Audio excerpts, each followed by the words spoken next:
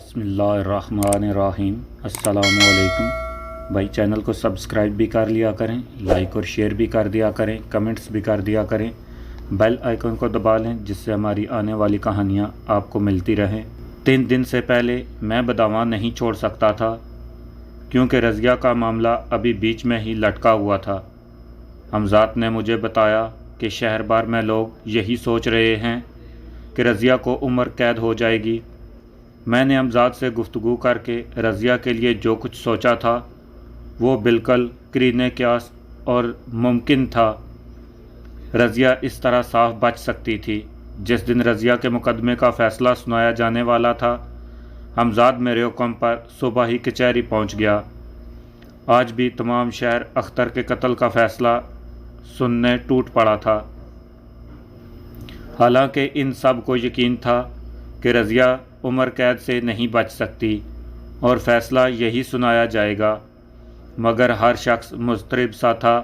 वकील सफाई की कमज़ोर जिरा मुश्किल से 5 मिनट भी ना चल सकी।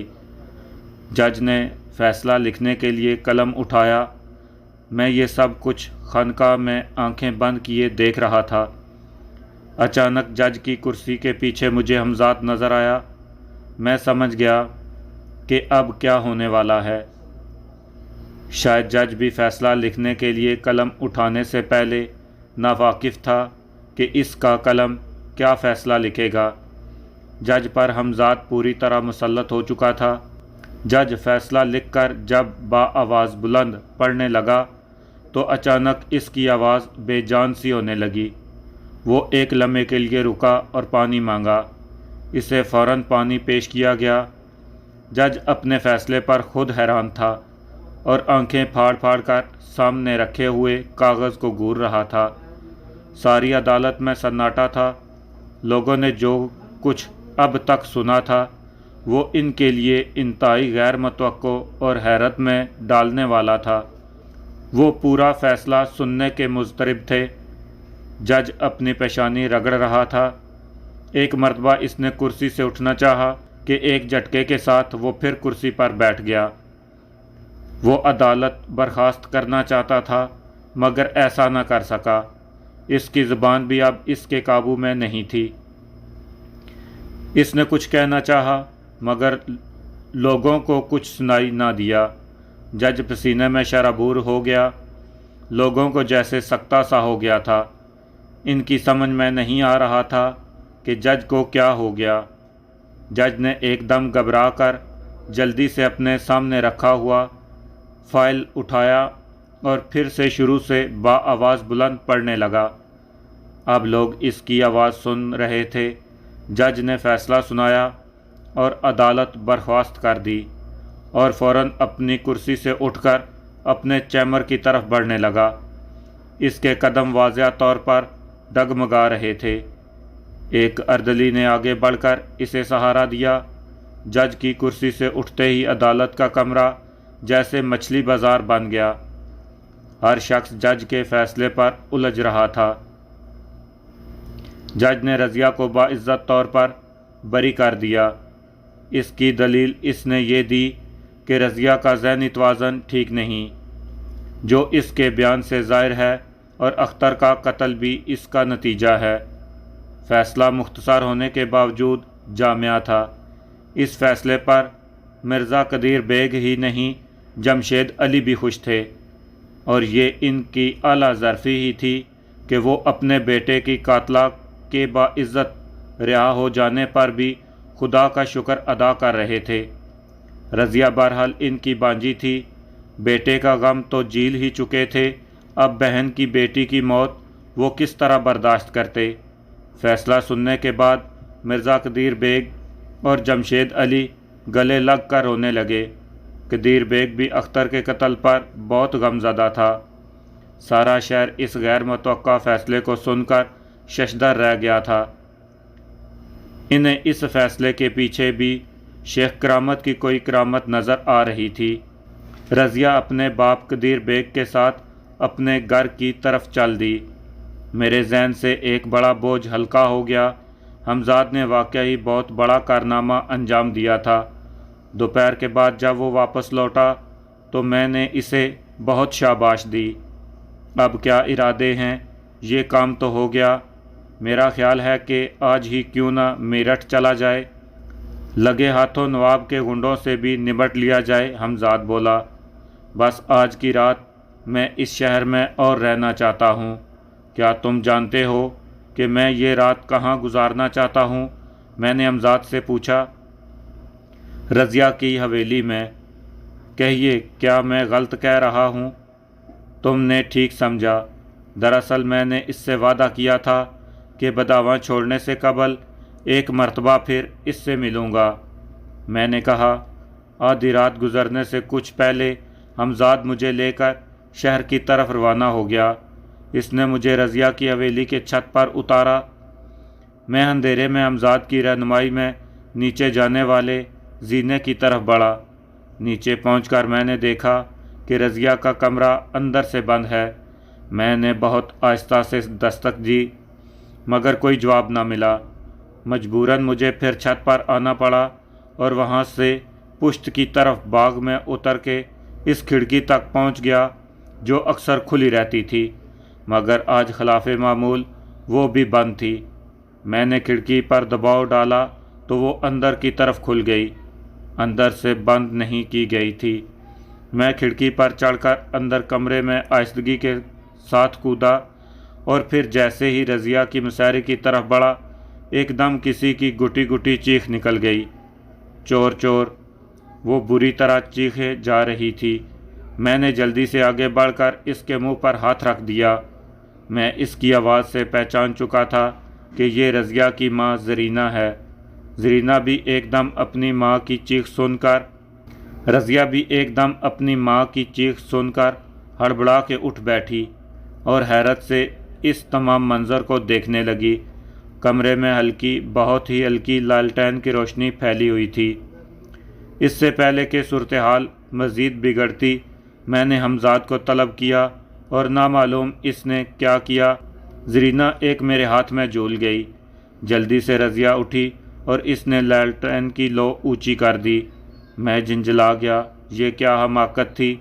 जब तुम्हें मालूम था कि आज रात मैं आने वाला हूँ तो तुम्हें अलग सोना चाहिए था, अपनी माँ को दूसरे कमरे में सुलाना चाहिए था। रज़िया मेरा गुस्सा देखकर सहम गई। फिर इसने अपनी माँ की तरफ देखा। इन्हें क्या हो गया? ये क्या कर दिया तुमने? रज़िया ने रिक्कत भरे लहजे में कहा। ये सिर्फ बेहोश हुई हैं, सुबह तक होश में आ जाएंगी। मगर तुमने मेरे सवाल का जवाब नहीं दिया। मैंने बरहमी से कहा। अम्मी खुद ज़िद करके मेरे पास सोई थी, वरना तुम तो जानते हो कि इनका कमरा अलग है। और रज़िया भी इतना ही कह पाई थी कि कमरे का दरवाज़ा ज़ोर ज़ोर से पीटा जाने लगा। रज़िया, रज़िया, क्या हुआ मेरी बेटी? दरवाज़ा खोलो। ये आवाज़ मिर्ज़ा कदीर बेग की थी। ये एक नई मुसीबत थी। यकीनन कदीर बेग ने ज़रीना की चीख सुन ली थी। मैंने आहिस्ता से रज़िया के कान के करीब मुंह ले जाकर कहा और रज़िया की मुसहरी के नीचे घुस गया। रज़िया ने दरवाज़ा खोल दिया। मैंने रज़िया की मुसहरी के नीचे, अब मेरे सामने रज़िया का पूरा कमरा था। मिर्ज़ा कदीर बेग घबराए हुए कमरे में दाखिल हुए। वो चीख किसकी थी? क्या हुआ था तुम्हें? मैंने महसूस किया कि दूरी के सबब कदीर बेग ये तमीज़ नहीं कर पाए थे कि चीख रज़िया की नहीं, ज़रीना की थी। नहीं तो अब्बू, यहाँ तो कुछ भी नहीं। देखिए, अम्मी आराम से सो रही हैं। मेरी आंख तो आपके दरवाज़ा पीटने से खुली। ना मालूम मुझे क्या हो गया है। कदीर बेग बुड़बुड़ाता हुआ वापस जाने लगा। तुम सो जाओ, सो जाओ। रज़िया ने फ़ौरन आगे बढ़कर दरवाज़ा लगा दिया। जब कदीर बेग के कदमों की चाप कहीं दूर जाकर मदम हो गई तो मैं मुसहरी के नीचे से निकला और रज़िया से बोला, ये सब तुम्हारी हमाकत का नतीजा है। बहरहाल जो हुआ इस पर खाक डालो। मैं आज तुम्हारी दुनिया छोड़कर जा रहा हूँ। मैंने तुमसे वादा किया था कि जाने से पहले तुमसे ज़रूर मिलूँगा। देख लो, मैं आ गया। ये कहकर मैंने रज़िया को अपनी तरफ खींच लिया। वो मुसहरी के सराने खड़ी थी। वो अपनी माँ की तरफ देखकर कसमसाई وہ صبح سے پہلے نہیں جاگेंगी। کیا خیال ہے یہ مسحری کچھ دیر کے لیے خالی کر لی جائے؟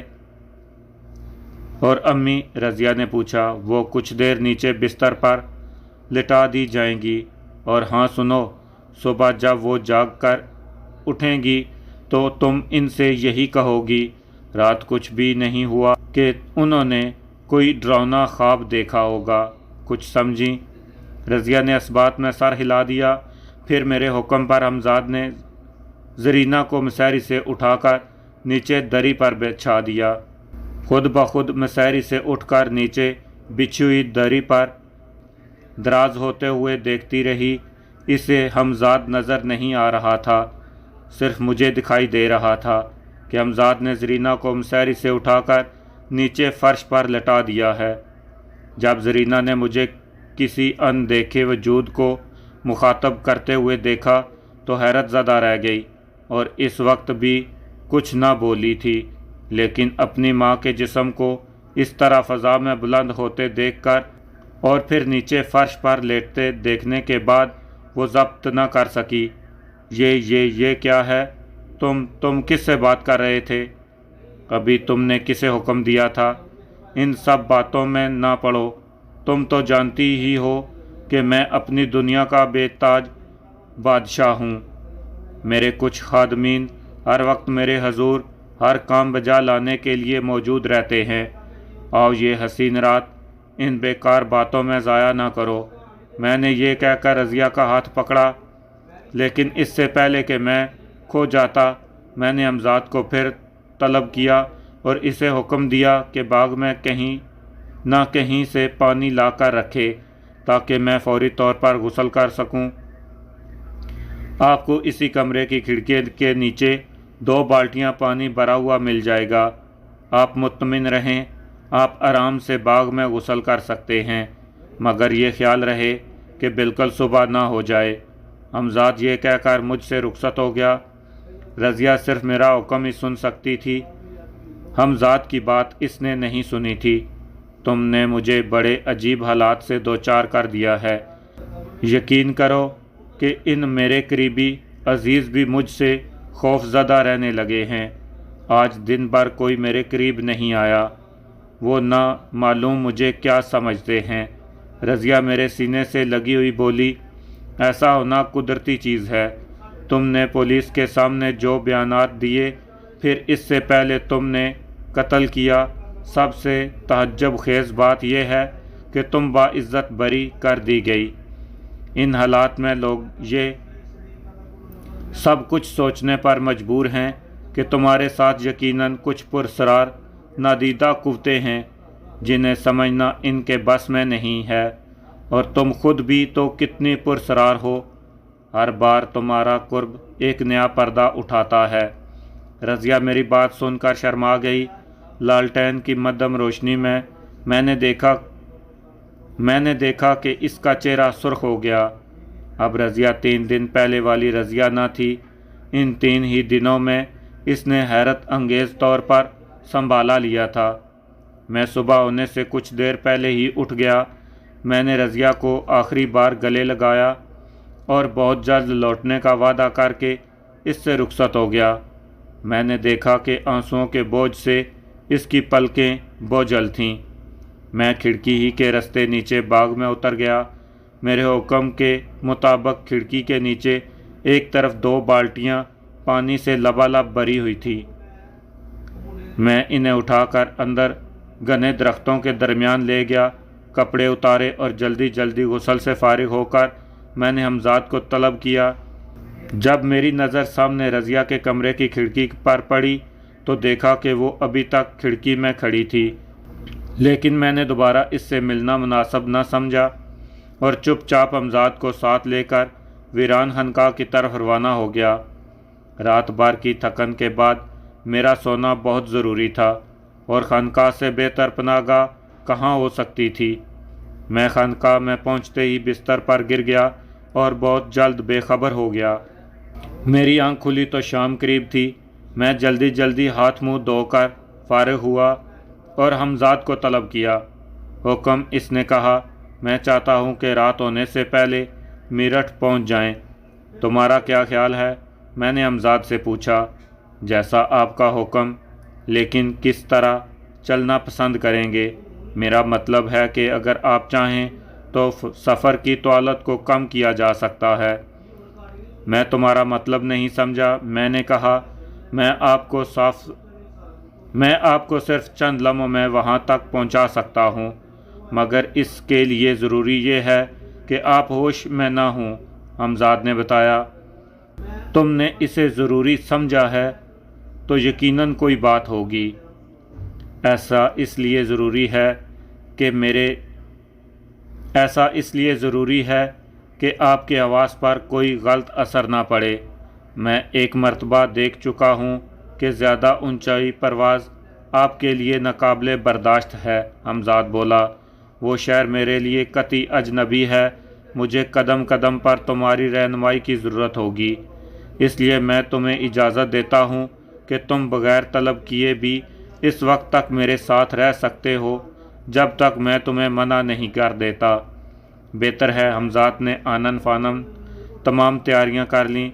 अब ना तो खानकाह में वो चारपाई और बिस्तर था जिस पर सोकर मैंने दिन गुजारे थे, और ना दूसरा सामान, बाल्टियां, लोटे और ना जाने क्या क्या अगड़म बगड़म इसने समेटा और कहीं चला गया।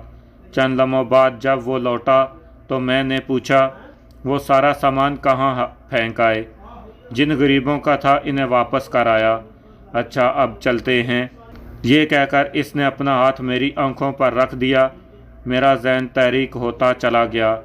जब मुझे दोबारा होश आया तो मैंने खुद को एक कुएं की मुंडेर पर लेटा हुआ पाया। ये जगह मेरे लिए कतई अजनबी थी। शायद ये कोई गांव था। दूर दराज, अंधेरा और सन्नाटा था। मैंने हमजाद को अपने ऊपर झुका हुआ महसूस किया। वो मुझे होश में आता देखकर बोला, आप खिलाफ़े तवक्को बहुत देर बेहोश रहे। ये मीरठ का एक करीबी गांव है। मैंने सोचा था कि यहाँ तक पहुँचकर आपको होश में ले आऊँगा, मगर आपकी बेहोशी तवील हो गई। गालबन अभी तक आप पूरी तरह सेहतमंद नहीं हुए। मेरा मशवरा है कि अब आप लड़कियों से गुरेज करें। असूलन नया जिस्म मिलने के बाद कम अज़ कम आपको 40 दिन तक लड़कियों से गुरेज करना चाहिए था, मगर मैंने इस वक्त ये मशवरा इसलिए नहीं दिया कि आप कुछ गलत ना समझें। बहरहाल ये अच्छा हुआ कि ये जगह गांव से बाहर है, वरना आपको देख लिया जाता। मेरा ख्याल ये था कि इस जगह से मीरठ तक क्योंकि बहुत कम फासला है, इसलिए आप यकीनन होशो हवास में सफ़र करना पसंद करेंगे, ताकि शहर में पहुंचकर मुश्किलात का सामना न करना पड़े। मेरा ख्याल था कि हम दिन ढलने से पहले मीरठ पहुंच जाएंगे तो आज ही रिहाइश का मसला भी हल हो जाएगा, लेकिन अब रात हो चुकी है। आपको किसी सराय में रात गुजारनी पड़ेगी। चलो, अब जो भी हुआ ठीक है, मैंने कहा। अब हमें चलना चाहिए। हमजाद ने मेरा हाथ पकड़ा और बुलंदियों में परवाज़ करने लगा। परवाज़ का तजर्बा मेरे लिए नया नहीं था। इससे पहले मैं सिर्फ अपने कटे हुए सर के साथ परवाज़ की थी। पूरे जिस्म के साथ ये मेरी पहली परवाज़ थी। मेरे कानों के इधर उधर हवा तेज़ साएं साएं करती गुज़र रही थी। हम ना मालूम कितनी तेज़ परवाज़ कर रहे थे, इसलिए कि चंद ही लम्हों में एक शहर के आसार नमूदार होने लगे। शहर से कुछ फासले पर हमजाद ने मुझे ज़मीन पर उतार दिया, बहुत आहिस्तगी के साथ, इतना कि मुझे गुमान भी ना हुआ कि मैं इतनी बुलंदी से नीचे आया हूँ। चंद मिनट में हम शहर में दाखिल हो गए। किसी करीबी मस्जिद से अज़ान की आवाज़ आई। मैंने अंदाज़ा लगाया कि इशा का वक्त हो चुका है। हमें बदावा से चले काफ़ी देर हो चुकी थी। हमजाद मुझे महल्लों के नाम बताता जा रहा था। ये घंटाघर है, ये खैर नगर दरवाज़ा, और ये सदर, ये लाल कुर्ती, ये बन्नी सराय वगैरह वगैरह। मैं बहुत देर शहर में घूमता रहा। बाज़ार बंद हो चुके थे, लेकिन गली कूचों में अब भी ज़िंदगी बाकी थी। मुझे ये शहर अच्छा लगा। दिल्ली बाज़ार से कुछ पहले इस ज़माने में एक सराय थी। میں نے رات وہیں بسر کرنے کا پروگرام بنایا۔ حمزاد نے مجھے بتایا کہ دلی بازار طوائفوں کا محلہ ہے۔ مجھے اس کی ستم ظریفی پر بہت ہنسی آئی۔ اس نے مجھے ٹھہرایا بھی تو کہاں، پھر اس پر اس کے یہ مشورے کہ میں لڑکیوں سے دور رہوں۔ وہ رات میں نے سرائے میں بسر کی۔ حمزاد بھی میرے ساتھ تھا۔ صبح اٹھ کر سب سے پہلا کام حمزاد نے یہ کیا کہ میرے کپڑوں اور دیگر ضروری سامان کا انتظام کر دیا، اور ساتھ ہی ساتھ اس نے میری جیبیں روپیوں سے بھر دیں۔ سامان سرائے میں چھوڑ کر اور مجھے لے کر شہر میں نکل گیا۔ اس شہر میں کوئی میرا شناسا نہیں تھا سوائے ان غنڈوں کے جنہوں نے مجھے قتل کیا تھا، جو نواب صاحب کی لڑکی نرگس